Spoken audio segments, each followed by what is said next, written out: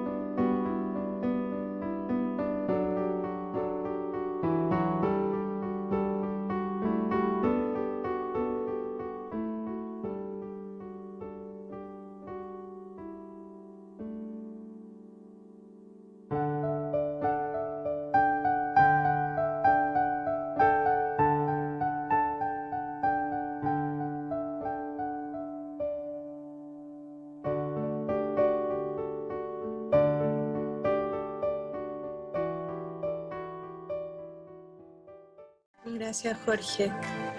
Buenos días a todos, les agradezco a todos su asistencia. Mi nombre es Judith Vilaró, soy presidenta de Disautonomía Chile y en nombre de nuestra asociación y de nuestra comunidad de Disautonomía Chile queremos darle las gracias a la Fundación Disautonomía Panamá y a la Facultad de Medicina de Panamá, de la Universidad de Panamá. Por todo el apoyo que nos han dado y por facilitar esta conferencia. Como les comentaba, hoy estamos muy contentos y también muy agradecidos, ya que hoy es nuestra primera conferencia que realizamos como Disautonomía Chile con médicos. Habíamos tenido otras instancias, pero eran temas de conversación, más del área psicológica, pero con médicos es nuestra primera vez.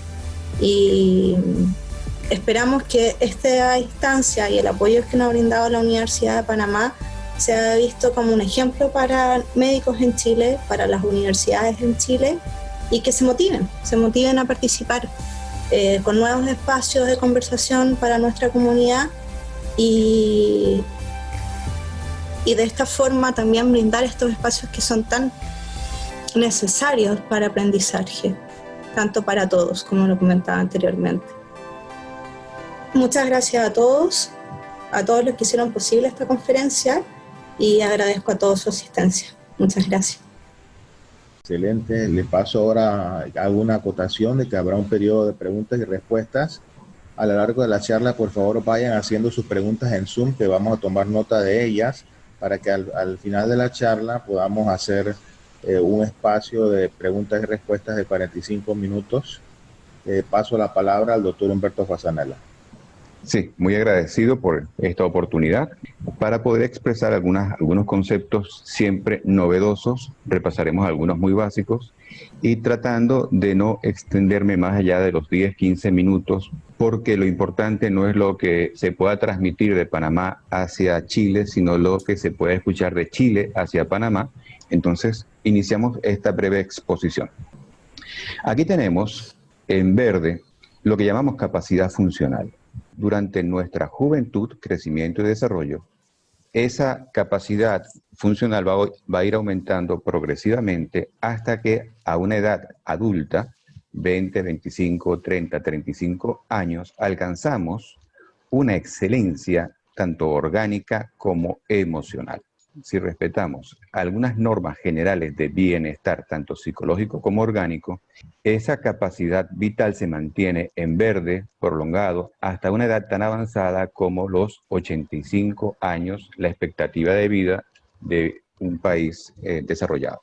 Por algunas circunstancias, y las mencionaré un poquito más adelante, esa curva sufre un pequeño deterioro hacia los 20, 25, 30, 35 años, Y es posible que una persona de 40, 45 años o con un punto de corte de 65 años no tenga la misma vitalidad que una persona que con 85 años es capaz de hacer las actividades de la vida diaria. A ese rango que es fisiológico, es normal, y lo coloco entre comillas, es normal que una persona de 65 años requiera asistencia para las actividades del diario vivir. Es normal. Pero también es normal que una persona de 85 años tenga una capacidad física extraordinaria. Y ponemos como un ejemplo a seguir, hablando siempre de la respuesta de cortisol, epinefrina e insulina y las pruebas hormonales tiroideas que se mantienen a lo largo del tiempo, aún cumpliendo 80, 85 años, mayores edades a las mencionadas. El ejemplo en concreto se trata de Ed Whitlock, quien a los 85 años rompió el récord de maratón de Toronto. Y no solamente con 85 años encima, hizo un tiempo extraordinario, que lo comentaré, sino que en este momento, a los 85 años, él tenía un adenocarcinoma de próstata en estado muy avanzado, es que al año siguiente lo llevó a la muerte. Es decir, que Ed Whitlock no solamente pasará a la historia, porque a los 85 años rompió un récord mundial cuanto al maratón de Toronto, sino que lo hizo en contra de una condición preexistente. Cuando revisamos lo que hizo Ed Whitlock con 85 años y corrió un maratón 42 kilómetros, 40 kilómetros, en un tiempo de 4 horas, significa que él fue capaz, aún teniendo el cáncer avanzado, que repito, lo mató al año siguiente, fue capaz de correr 10 kilómetros por cada hora y mantener eso durante 4 horas. Todo un ejemplo a seguir. Para llegar a tener un bienestar, la ONU, Naciones Unidas y los diferentes institutos mundiales de salud han establecido en conjunto unos consejos muy básicos para alcanzar el bienestar. Esos consejos, la mayoría, del 1, no solamente al 7, del 1 al 15, todos están relacionados con nuestra percepción emocional de lo que es la vida. Y me permito leerle de esos 15 previos solamente 7. Intente ver las cosas con perspectiva. Manténgase informado. Comuníquese con sus hijos o su entorno. Procure seguir unas buenas pautas para lograr el bienestar. Mantenga un equilibrio adecuado entre el trabajo y su vida personal. Mantenga el contacto con su familia y amigos. Practique yoga, meditación o cualquier herramienta que lo lleve a que su atención se fije en proyectos y en metas concretas positivas. Un poco lo que hablaba la señora Judith ayer es: esto nos permite conocernos un poco a nosotros mismos, escuchar nuestro cuerpo. Y por último, no menos importante, el ejercicio. El ejercicio es básico, pero antes de comenzar con el ejercicio, uno debe saber por qué va a hacer ejercicio. ¿Es para hacer ejercicio para tener más masa muscular o es para ser feliz con la familia, con los hijos, con el diario vivir? Entonces significa que existen dos posibilidades: el del atleta, el caso de Ed, y el caso del deterioro progresivo hacia los 40, 45 años, donde eso nos va a llevar hasta alcanzar un umbral de discapacidad importante. Ahora, ¿qué ocurre con el paciente disautónomo?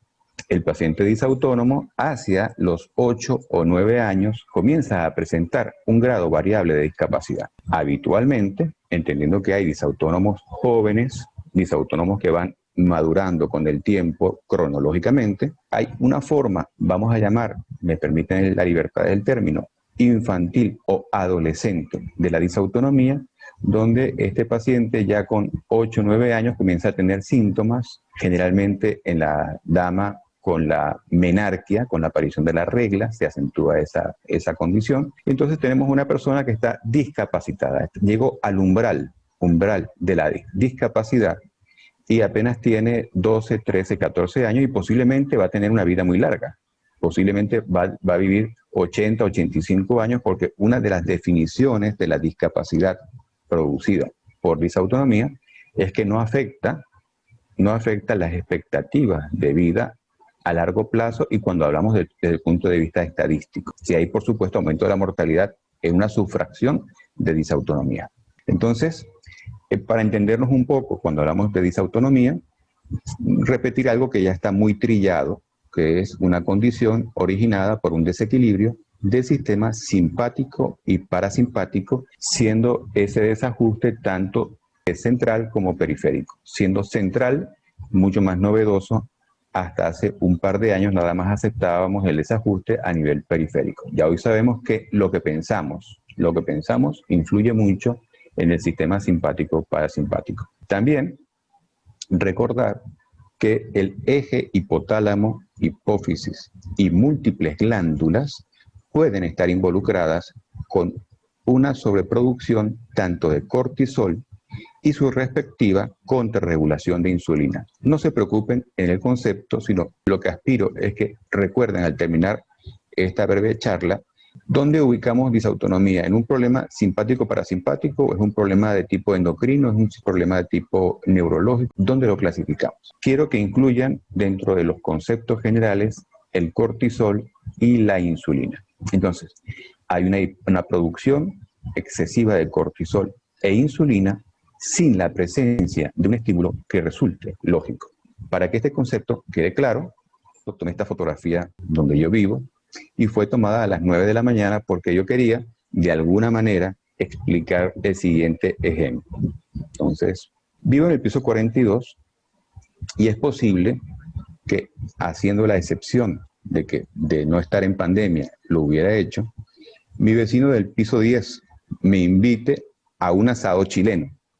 Entonces, yo me puedo enfrentar a un problema elemental, que como vivo en el piso 42 y mi amigo chileno vive en el piso 10, yo pudiera eventualmente, cosa que nunca ha ocurrido, pero puede ocurrir, que los 3 ascensores estén funcionando anormalmente o que no estén simplemente en función. Yo tengo que escoger bajar al piso 10 y lo voy a hacer con una meta. La meta es que mi persona, mi familia, vamos a bajar las escaleras juntos, abrazaditos de la mano, para aceptar la invitación de una familia muy gentil.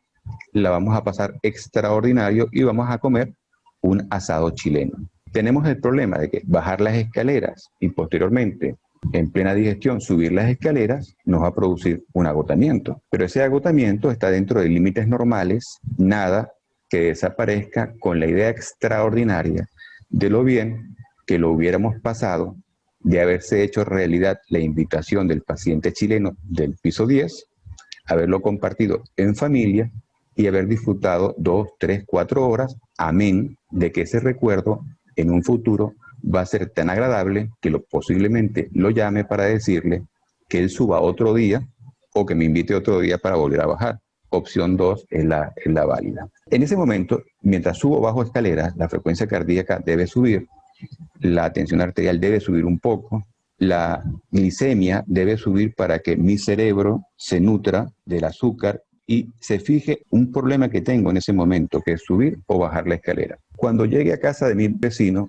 voy a disfrutar de esa reunión, no de la carne, sino de la reunión. Y automáticamente todos mis valores que estaban altos, la frecuencia cardíaca, la tensión arterial, los niveles de glicemia, los niveles de cortisol, van a bajar a un estado de reposo. Y la actividad agradable va a hacer que yo libere endorfina o morfina endógena. Y voy a sentirme muy agradable. Un poquito para explicar este ejemplo. La frecuencia varía entre 60 a 90 latidos por minuto. No debo tener yo, que no tengo condición disautónoma, una frecuencia cardíaca ni por encima ni por debajo de esos límites. Hay siempre excepciones, por supuesto. ¿Qué ocurre en un disautónomo? En reposo o al incorporarse tan sencillo como levantarse de la silla, puede elevarse la frecuencia cardíaca a 150, 170 latidos por minuto, que sería la frecuencia que yo pudiera alcanzar, tal vez menos que eso, subiendo o bajando las escaleras. En el paciente disautónomo, el sistema nervioso interpreta que se está realizando un ejercicio intenso. Por ejemplo, corriendo un maratón, subiendo y bajando las escaleras. Y libera cortisol para maximizar el rendimiento físico, hacernos más fuertes, más enérgicos. Esa energía extraordinaria que aparece repentinamente se debe al cortisol. Por supuesto, se eleva la glicemia para que tengamos glicemia, azúcar, tanto en el cerebro como azúcar en el músculo, para maximizar ese rendimiento físico. Esa glicemia entra, como ya lo dije, al músculo del cerebro y a la vez, cuando mucha glicemia puede ser también un problema, se libera entonces la insulina para que la glicemia comience su descenso. Resulta que ya yo hice un maratón, Ed Whitlock hizo un maratón, yo subí, bajé las escaleras y el paciente, insisto, lean las últimas 7 palabritas, y resulta que el disautónomo no se ha movido y ha experimentado un agotamiento como si hubiera sido un equivalente a un maratón. Significa que el estrés que yo experimenté para subir o bajar las escaleras es un estrés adaptativo de minutos o de horas, pero con una meta clara. Yo entiendo por qué tengo taquicardia. Voy a comer carne, voy a compartir con la familia. Mi meta es clara. No está llena de sospechas o de dudas sobre mi estado de salud. Listo, yo tengo taquicardia porque voy a hacer algo, ¿no? O lo estoy haciendo. Resulta que en un paciente disautónomo, la situación de estrés adaptativa es de 24 horas diarias y de por vida. Es decir, no hay una meta clara. Mientras yo puedo correr un maratón y después arrepentirme por el dolor, hay personas que van a tener situaciones de adaptación, maratón 24 horas desde que se despiertan, y lo peor es que dormido no corren un maratón, sino corren 2 maratones. Es peor. Entonces el disautónomo en la noche se sufre el doble, aunque no se acuerde el paciente que esa condición es así. En disautonomía se inicia entonces una competencia de cortisol e insulina sin fin alguno, sin meta entendible. Este modelo sostenido en el tiempo agota la capacidad de respuesta insulina-cortisol y envejece al sistema neuroendocrino. Eso es lo que llamamos el cansancio neuroendocrino, el uso excesivo de una actividad hormonal sin un fin. Si esta competencia insulina-cortisol, yo me limité nada más a insulina y cortisol, pero participan más de 100 péptidos o sustancias hormonales durante 24 horas, durante 7 días a la semana, durante 4 semanas al mes, durante 12 meses al año, sin respetar lo que llamamos ritmo circadiano, que es que en la mayoría, como dice aquí, la mayoría de las hormonas deben entrar en valores basales o reposo durante la noche, excepción hecha, por ejemplo, para la hormona del crecimiento. Estamos en estrés 24/7 y estamos bajo un estrés adaptativo que no tiene un premio. Este es un caso que generalmente lo coloco cuando pretendemos saber qué pasa con el paciente disautónomo y puede tener su asiento, este paciente, su residencia en cualquier parte del mundo y generalmente va a conducir a las mismas conclusiones. Leo. Referencia de un paciente disautónomo joven.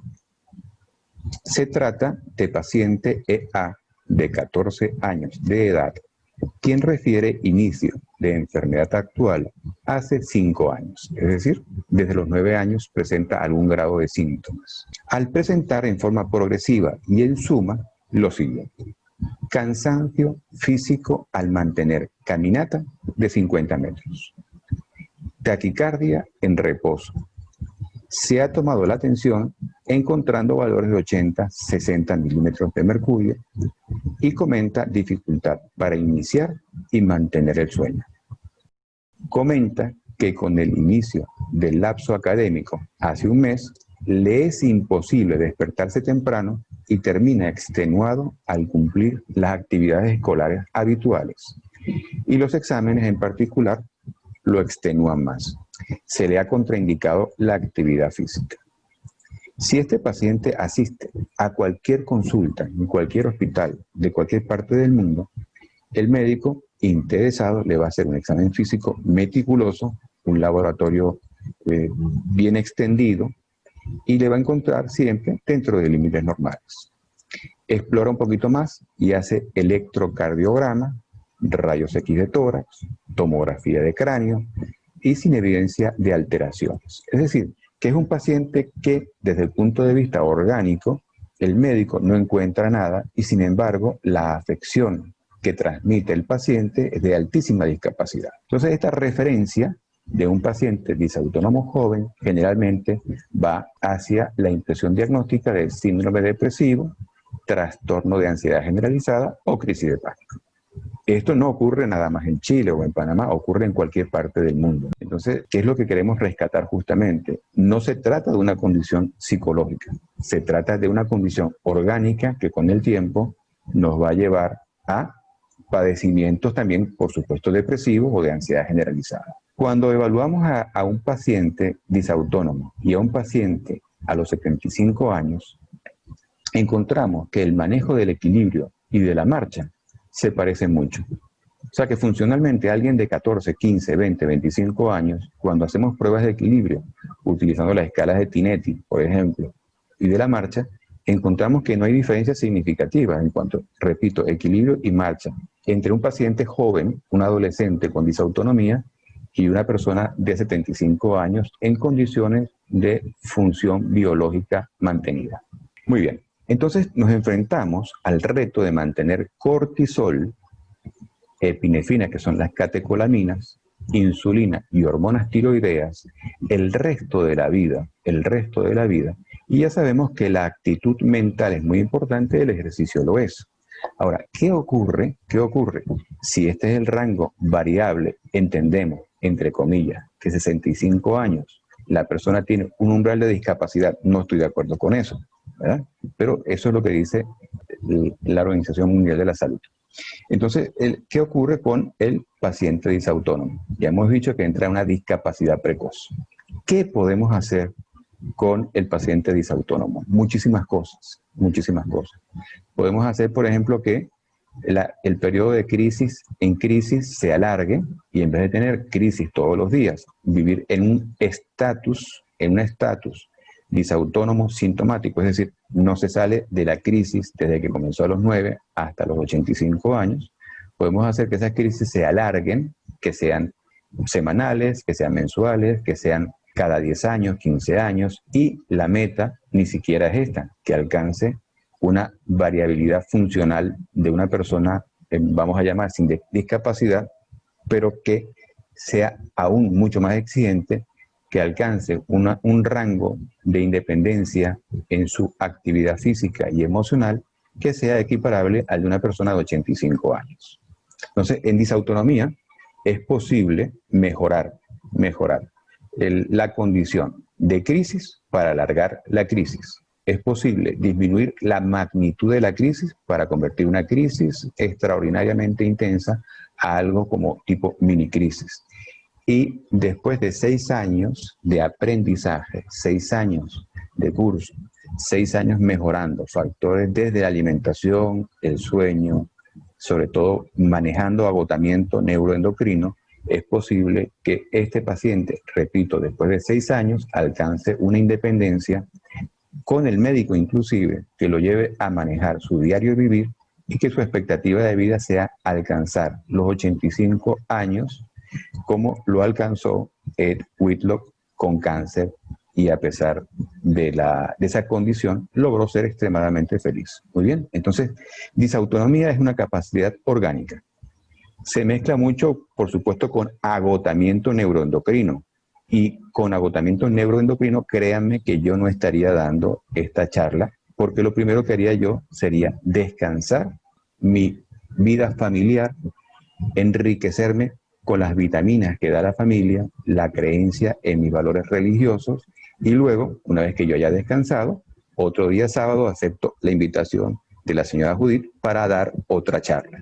Pero yo no voy a exponer a mi sistema neuroendocrino a un agotamiento, porque más importante que la multiplicación del mensaje es que uno esté bien, para que sea el multiplicador del mensaje cuando comience, no se agote en la actividad en la cual estamos involucrados en este momento. Entonces, sin que eso suene como yoísta, es muy importante que busquemos primero el bienestar propio, sentirnos bien nosotros, estar conciencia del yo, para poder después multiplicar mensajes y lograr el bienestar del colectivo, que son la audiencia del día de hoy. Hay muchas formas de disautonomía. Las disautonomías clásicas, la más fácil de diagnosticar, son las de tipo cardiovascular. Tenemos la taquicardia postural ortostática, la hipotensión arterial, el síncope cardiovascular con o sin formas cardioinhibitorias. No es de mi interés desarrollar ese punto. Existen disautonomías neurológicas, donde está la atrofia múltiple sistémica, el Parkinson Plus, los síndromes cerebelosos y las epilepsias refractarias, de la cual tenemos muchísima experiencia aquí en Panamá. También hay formas disautonómicas que están asociadas a, y esto sí es tal vez lo más importante, a enfermedad inflamatoria intestinal. Léase enfermedad de Crohn, la rectocolitis ulcerosa, la enfermedad celíaca, que después la menciono, pero como que la combino con enfermedad inflamatoria intestinal porque las tres van muy mezcladas. Después es muy posible encontrar disautonomía, no solamente posible, sino altamente probable, en los síndromes de Ehlers-Danlos o cualquier forma de rango articular aumentado. Es decir, no hace falta tener el síndrome de Ehlers-Danlos, sino simplemente ser hiperelástico o rango articular aumentado para que ocurra la misma asociación con disautonomía. También se asocia mucho a intestino permeable, que es la pérdida de la zonulina. Eso permite el paso, por ejemplo, de lactosa, que sin ser intolerantes a la lactosa produce un estado inflamatorio general. Y luego también se asocia muchísimo los trastornos disautonómicos a déficit multienzimático, al déficit de la lactasa, intolerancia a la lactosa. Esto es muy importante, vale oro, es un déficit de la diaminooxidasa, con elevación de histamina por esa vía, e intolerancia al gluten e hipersensibilidad al gluten, siendo dos conceptos diferentes, la intolerancia y la hipersensibilidad. Aquí traigo siempre un caso clínico del cual no voy a discutir hoy, no quiero alargarme en esta exposición. Pero lo que ustedes escuchen en estas conversaciones, es importante que sepan que el paciente no debe ajustar su tratamiento en función a lo discutido en estas charlas y particularmente con este caso.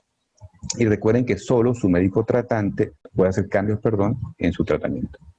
Todas las formas disautónomas comparten aspectos comunes, pero todos los casos son diferentes. Esta es la historia de un paciente extraordinariamente bien tratado, bien diagnosticado. Se trata de una paciente femenina de 19 años con diagnóstico clínico y paraclínico firme, es decir, un diagnóstico muy bien hecho. La clasificación de su forma disautonómica era una forma cardiovascular, tipo taquicardia postural ortostática, alternando con algunas formas mixtas, tanto de hipotensión como bradicardia. También había una resistencia a la insulina y un trastorno ansioso. El tratamiento, impecable. Tratamiento con fludrocortisona, entendemos el porqué, propranolol para manejar las taquicardias cuando las hacía, metformina, muy importante que aparezcan preguntas relacionadas con la metformina, y la sertralina. Entonces, ¿qué hacemos en la Universidad de Panamá? Calificamos la calidad del diagnóstico. O sea, en este caso era impoluto. Calidad del diagnóstico, 10. 10 sobre 10. Calidad de adherencia al tratamiento, o sea, ¿qué hace el paciente en la búsqueda y en el cumplimiento del tratamiento? 10.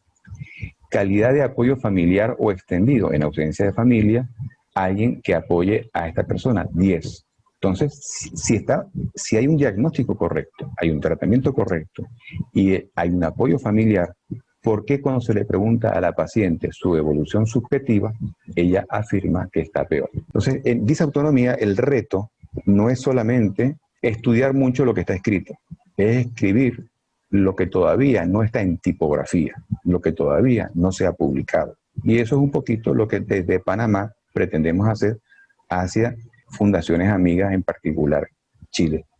Cuando revisamos en el grupo de estudio, que siempre están involucrados los estudiantes de propedéutica, destaca un antecedente importante que es la historia clínica de la madre y de las tías. Reportaba hipotiroidismo. Y sugiero a la audiencia que escuchen, porque pudiera ser que uno de los 130, 140, 150 personas que están a audiencia, sea este su caso. La historia clínica de la madre y de las tías, había un hipotiroidismo en muy buen control con levotiroxina.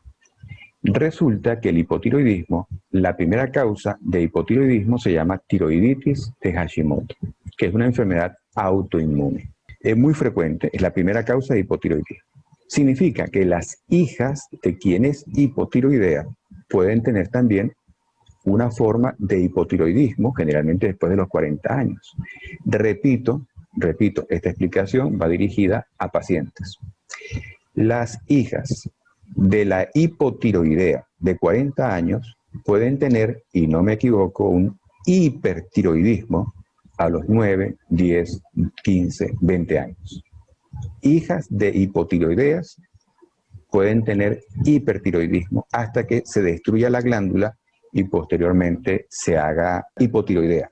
Pero si existe hipertiroidismo, eso va a producir en esa persona de 12, 14, 15 años taquicardia, ansiedad, angustia, estados depresivos, pánico. Y ese pánico es orgánico. Bien, entonces puede ser generalmente uno de cada 100, uno de cada 200 pacientes, puede ser que esto sea contributorio para alcanzar su explicación, así como hay muchas otras. Hago énfasis porque esto se nos escapa mucho a los médicos y de ahí viene que a los estudiantes de medicina somos tan insistentes. Ellos conocen tiroidismo, hipertiroidismo apático, estados depresivos, conocen los trastornos de la tiroides, justamente porque afectan mucho, no solamente la disautonomía, sino afectan al diario vivir y cosas tan simples como que hijas hipertiroideas de madres hipotiroideas pueden ser el problema de una disfunción de tipo disautónoma. Muy bien, esto ya es para discusión médica, no es, pudiera rescatar esto. La paciente debe notificar cualquier modificación en el uso, inicio o mantenimiento de los anticonceptivos, bien sean orales o implantes subdérmicos. Por favor, esto es muy importante.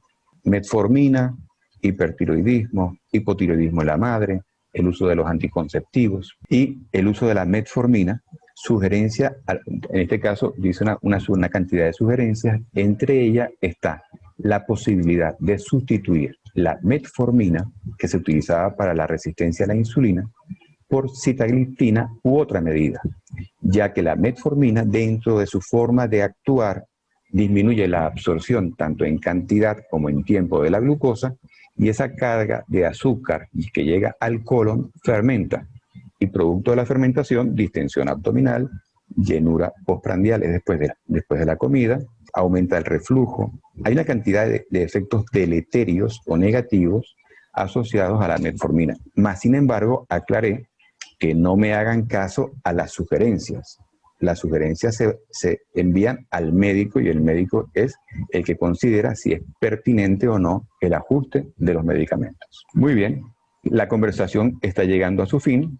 Todavía no me apetece bajar al piso 10 para comer un asado chileno, pero posiblemente al terminar a eso de la 1, seguramente que los jugos gástricos harán lo que tienen que hacer para que me apetezca a mí, que no soy disautónomo, la parrillada chilena. Por supuesto, con sus 3 carnes, la de res, la de pollo, la carne de cochino y unas longanizas de Chillán. Eso en este momento no me apetece, pero si yo no soy disautónomo, no debo sentir aversión hacia la carne. Si usted siente algún tipo de inconveniente conceptual hacia la carne, es posible que usted tenga una forma de disautonomía relacionada con histamina. Entonces, con esta invitación a compartir en algún momento una mesa de la forma más sincera, más amable, más cercana posible, cuentan desde Chile con toda la estructura de la Fundación de Disautonomía, con la Clínica Disautonómica de Panamá y con la Universidad de Panamá para aclarar cualquier tipo de conceptos. Gracias otra vez por la oportunidad y abro la sesión de preguntas y respuestas. Señor Jorge, por favor. Muchas gracias, Humberto. Pues sí, hay muchas preguntas, todas muy interesantes. Preguntan, ¿puede que un disautónomo al incorporarse no se eleve la frecuencia cardíaca a 150, 170 latidos por minuto e igualmente tenga muchos síntomas, incluidos los cardiológicos?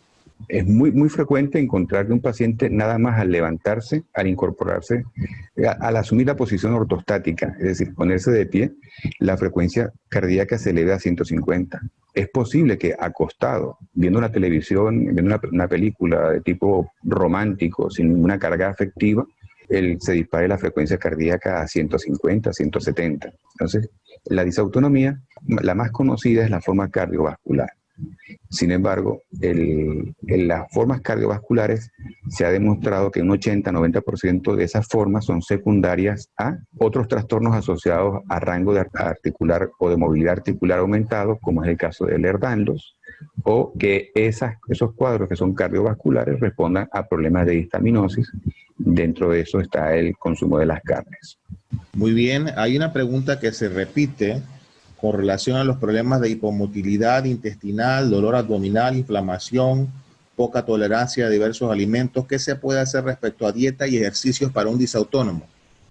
Generalmente el paciente disautónomo coexiste con intolerancia a la lactosa por déficit de lactasa, coexiste el déficit de la diaminooxidasa, de la DAO, entonces es intolerante a la carne.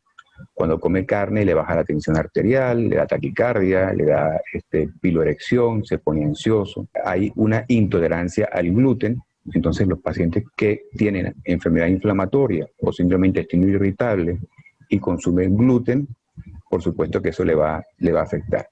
Entonces, en líneas generales, una dieta baja en carbohidratos siempre va a ayudar. Pero si yo le indico como generalidad a los pacientes disautónomos una dieta baja en carbohidratos, rico en proteínas, y ese paciente tiene un déficit de diaminooxidasa, en vez de tener mejoría, va a empeorar por una recomendación que va a ser buena y eficiente para el 90%, pero va a ser negativa para aquellos que tengan un déficit. Entonces, cada caso debe ser analizado individualmente. Pero la intolerancia al gluten o la hipersensibilidad al gluten, la enfermedad celíaca, el déficit de diaminooxidasa, la intolerancia a la lactosa, a la galactidasa, todas estas cosas influyen muchísimo. Cada paciente es un caso individual. Hay mucho que hacer. Muy bien. Preguntan si un niño en etapa de crecimiento podría dejar de crecer o tener talla baja por consecuencia del agotamiento neurohipofisario, un niño disautónomo. Yo creo que todas las hormonas experimentan un ritmo circadiano, es decir, se activan más en la mañana para nuestro diario vivir y luego en la noche disminuyen, y mencioné a excepción de la hormona de crecimiento. La hormona de crecimiento requiere la nocturnidad, no solamente dormir 12 horas que pueden ser en la mañana, no, requiere nocturnidad. El cuerpo tiene que saber cuándo es de día y cuándo es de noche. Y si en la noche el disautónomo tiene tensión psíquica nocturna, pensadera, idea fija, el cerebro definitivamente no entendió que está en fase REM o en fase no REM, en fase de descanso, sino que entendió que está otra vez en el maratón. En la mañana, pudiendo entender que puede encender la televisión y distraerse. En la noche, somos víctimas de la cárcel del sueño. Entonces, la hormona de crecimiento en concreto se libera en la nocturnidad, sueño nocturno. Y por lo tanto, la respuesta es afirmativa. Sí se afecta evidentemente la capacidad, el potencial de crecimiento de un paciente disautónomo. Muy bien. Una pregunta. ¿Los disautónomos tenemos más posibilidad de tener demencia senil en edad adulta? La respuesta es sí. Que la tuvo, por ejemplo, los prisioneros la tienen, me disculpan si hay alguien de ascendencia o descendencia judía. Todos aquellos personas judías que sobrevivieron a los campos de concentración, a Auschwitz, desarrollaron en forma tardía trastornos con mayor frecuencia de Parkinson, trastornos cognitivos asociados a Alzheimer, no solamente Alzheimer, ¿no? El Alzheimer se requiere cierta genética, pero sí trastornos cognitivos tipo Alzheimer. Entonces, ¿y quién sobrevivió? Sobrevivió la población judía más fuerte y también con un componente al azar que los ayudó muchísimo, pero definitivamente sobrevivir con 20 kilos en un campo de prisión, obviamente eso afecta emocionalmente a la persona. Ahí se produce un cansancio, y ese cansancio, estando en la prisión, solamente se suspende con la muerte misma. Las personas que lograron trascender a la prisión a través de una idealización, como describe Viktor Frankl en su libro En búsqueda de un sentido o En búsqueda de un sentimiento, es porque fijaron su atención y su concentración no en el ahora, en el sufrimiento, sino fijaron, cuando yo salga de esto, estaré en el 5º piso de Manhattan con mi nieto disfrutando de la vista que me puede dar esa ciudad. Es decir, la capacidad que uno tiene de anclarse en un futuro positivo. Tú tienes que anclarte en el presente, como habíamos dicho. La atención primaria es el ahora, pero la capacidad para proyectarse en un futuro en forma exitosa forma parte de los ejercicios. Aquellas personas que no tienen la capacidad para proyectarse y viven el día a día y el disautonomía, tiene casi un 80% de posibilidades de experimentar trastornos cognitivos tipo Alzheimer. Alzheimer es otra cosa, es genético, pero tipo Alzheimer la respuesta es sí. Trastornos degenerativos, Parkinson, Parkinson Plus y Alzheimer. ¿Cuál es la relación entre disautonomía y fibromialgia? Bueno, muchísimas. Existen formas de disautonomía sin dolor. Esa es la excepción. En Panamá tenemos muchísima experiencia en el manejo de un síndrome que toma por casualidad el nombre de mi esposa, de mi suegro y el de mi persona. Se llama síndrome López, suegro e hija, Fasanella, porque lo describimos hace ya más de 20 años y es la asociación entre un cuadro de fibromiositis, no hablamos de fibromialgia, sino de fibromiositis, dolor muscular, manos dormidas, dolorosas al despertar, fascitis plantar, la planta del pie al apoyar los pies, dolor que se va hacia los gemelos, batata en algunos países, la masa gemelar, el dolor característico cuello, la parte posterior y el trapecio del lado izquierdo. Entonces vemos los rangos articulares de la muñeca, por ejemplo, yo puedo hacer los 90 grados, el que tenga síndrome hiperelástico hará mucho más de 90 grados y el que tenga cuadros de dolor, habitualmente los invito a hacerlo como a manera de curiosidad durante esta presentación, que traten de mantener los 90 grados con el brazo estirado. Van a ver cómo esta limitación ya no va a ser 90 grados, sino que va a ser 60 grados, 45 grados. No se sorprendan que un 50, 60% de los que escuchan, que son pacientes disautonómicos, presenten con dolor asociado esa condición. Entonces sí, definitivamente hay una fuerte relación entre disautonomía, fibromiositis y otra que podemos desarrollar más tarde, que es la distinia. Bien, dice, diagnosticaron hace 7 meses a mi hija de 10 años por medio de un TIL test debido a muchos desmayos, 5 a 10 diarios por meses. Está tomando Florinef, una tableta al día. Los médicos sugieren que debe haber terapia psicológica por la cantidad de desmayos. ¿Puede que sea así? O sea, la respuesta es todo apoyo psicológico desde una neumonía, una diabetes, es positivo. El primer apoyo psicológico que hacemos es el intrafamiliar. El segundo, la familia extendida. El tercero es la actividad diaria, asistir al colegio o nuestras actividades, la que sea. El cuarto es ya en los niveles profesionales el apoyo psicológico, del cual soy muy amigo, y el apoyo psiquiátrico. Pero si la paciente tiene un TIL test positivo, tiene una condición orgánica.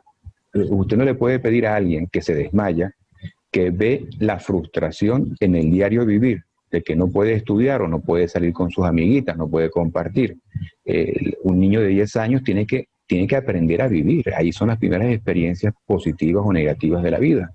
Entonces, ya esa persona está expuesta a un agotamiento neurohipofisiario, porque mientras las amigas van a comer teóricamente a una hamburguesa y compartir en torno a papas, unas patatas fritas, por ejemplo, ella está preocupada porque si le dio y por qué le dio y por qué le va a dar y por qué repite y por qué va al médico y por qué tiene buenos padres, y por qué todo funciona bien y sin embargo ella sigue peor. Entonces, antes de el apoyo psicológico o en conjunto con el apoyo psicológico, hay que resolver cosas. Entonces, lo peor que se puede hacer es clasificar a un paciente que llega a epilepsia refractaria o a cuadros de síncope repetitivos, clasificarlo como forma de tipo cardiovascular, si antes no se ha descartado otras condiciones. Y muy importante, entonces el apoyo psicológico, de acuerdo. En entredicho que la paciente tenga un cuadro de cardiovascular puro, porque si no, con la fludrocortisona, que es el medicamento prescrito, hubiera mejorado en forma automática. el hecho de que presente los síncopes repetitivos y cada vez más frecuentes, dice que esa forma cardiovascular es secundaria a otra cosa. El médico lo que tiene que buscar, el especialista, es qué es esa otra cosa, que puede ser hipertiroidismo, puede ser trastornos digestivos, pueden ser problemas hormonales, pueden ser trastornos del sueño, pueden ser tantas cosas, cada caso individual. Más sin embargo, el apoyo psicológico sí. Y en busca del conocimiento médico es la otra cosa que estimulamos a esta familia, que evidentemente no se van a quedar solamente con un diagnóstico. Entonces, esa es la respuesta. ¿Cuál es el efecto y función del mestinol en la disautonomía? Sí, el mestinol es un medicamento que se utiliza mucho para miastenia gravis. Miastenia gravis. Entonces, aumenta la acetilcolina y con eso logramos tener un poquito más de respuesta, tanto musculoesquelética como más básicamente la muscular visceral. Sin embargo, el mestinol solamente es parte, tiene muchos efectos deleterios o negativos o efectos colaterales. Entre ellos, aumenta el reflujo, que es una característica: tos seca, boca seca, ojo seco, tos nocturna. Entonces, el mestinol es un producto muy mal tolerado. ¿Se puede utilizar? Sí, pero solamente en las formas cardiovasculares puras. No se debe utilizar cuando usted ha descartado el caso de la paciente que estaba consultando anteriormente. Si usted ha descartado todas causas secundarias de disautonomía, y pueden haber más de 100, 120 causas desencadenantes o gatillantes de disautonomía, solamente después es que se puede utilizar el mestinol. No pude tener una adolescencia normal desde que me desarrollé. He tenido una serie de síntomas. He notado que se agrava mi agotamiento y síntomas durante el periodo menstrual o, por ejemplo, si tengo un examen en la universidad. ¿Esto tiene que ver con las hormonas? Sí, y esta es una consulta que es cómo me gustaría poder filmarla, distribuirla y hacerla extensiva, que se multiplicara. Una de las cosas que está asociado, hay una correlación fuerte positiva, es decir, cada vez que las hormonas suben, se produce una disminución de los valores de la TBG. TBG es una proteína... Sí, la hizo un paciente, hago la salvedad. Ok, perfecto. Entonces simplifico un poquito la respuesta. Si uno pudiera evitar que la persona tuviera, si no hay el interés, por supuesto, de la concepción, y estamos hablando de una persona joven, si uno pudiera evitar la ovulación, un porcentaje altísimo de pacientes se sentiría notablemente mejor. Los inhibidores de la ovulación, es decir, los anticonceptivos orales, teniendo en cuenta que hay severas restricciones porque se trata de una persona joven con sobrecarga de los mismos anticonceptivos, y que si hay riesgos BRA1 o BRA2 que llevan a cáncer de seno, sería una irresponsabilidad de mi parte sugerirlo, ¿no? Pero, por ejemplo, entendiendo que se trata de una persona joven, en edad fértil, debe utilizar supresores de la ovulación. Los supresores de la ovulación, la anticoncepción, es una alternativa, hay otras, ¿no? Dentro de la anticoncepción tenemos los de vía oral y los que preferimos que son los implantes subdérmicos. Y un ejemplo muy específico de lo relacionado que está las menstruaciones con disautonomía es que estos implantes, según la marca, pueden durar de 3 a 5 años de vida útil para inhibir la ovulación.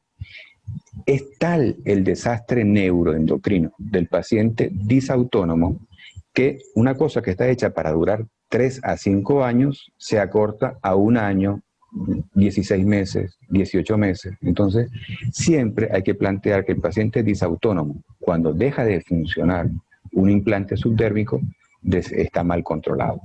O lo agotó porque quiso estudiar, por ejemplo, un posgrado, un PhD, cosa que puede hacer. Pero entonces, si alcanzó la meta, no debe sentirse minusvalía porque se sienta decaída. Estimulamos a que todos los pacientes del disautónomo, el reto es el cielo. Los médicos somos impulsores y la familia es el colchón. Cuando yo caigo, quiero caerme siempre en mi familia. Me van a dar apoyo. ¿A quién voy a consultar? Voy a consultarme primero a mí mismo, mis metas, mis objetivos. Entonces, el disautónomo tiene una cosa muy importante, que es que tiene generalmente un entorno psicoafectivo generoso, bueno. porque han visto, los padres hemos visto a los hijos, no es mi caso, pero hemos visto crecer en minusvalía con respecto a la vecina que tiene, que es compañerita, que son amigas, y entonces aquella persona tiene una vida plena o teóricamente plena de felicidad y mi hija no. Entonces el paciente disautónomo se caracteriza generalmente por ser muy buen padre. Eso es importante. En conclusión, la supresión de la ovulación es fundamental en los pacientes que no respondan a tratamientos habituales y correctivos más simples. Muy bien. Una preguntita. ¿Existe algún otro tratamiento diferente a la midodrina o la fluorocortisona para la disautonomía? La respuesta es un rotundo sí, enorme, enorme. Yo invito a que todos los médicos que estamos utilizando fluorocortisona y midodrina para mejorar un poquito la tensión arterial, abramos un poquito el compás para salir de la disautonomía. Así que eso es un mandato de disautonomía internacional. El Congreso de Filadelfia, me puedo equivocar, hace 2, 3 años atrás, el Congreso de Filadelfia, donde se invita al médico a que, por favor, dejemos de pensar tanto en disautonomía como una condición cardiovascular. Estamos en la obligación de generar conocimiento. Y los estudiantes de la Universidad de Panamá están recibiendo ese conocimiento. Ya hay estudiantes que están a punto de graduarse y han recibido formación para decirle, mira, ¿sabes qué? Que disautonomía no es taquicardia, aunque la tenga. Disautonomía no es POTS, aunque la tenga. Disautonomía, tú puedes tener taquicardia, puedes tener síncope, puedes estar en el eje neurohipofisiario, en un síndrome de Ehlers-Danlos. Entonces, ese entrenamiento hay que darlo, hay que ofrecerlo. El problema es cómo podemos apalancar este conocimiento, y por eso el interés y el agradecimiento a la señora Judith por esta invitación, porque nos están escuchando un poquito más allá de nuestras fronteras. Gracias otra vez, Judith.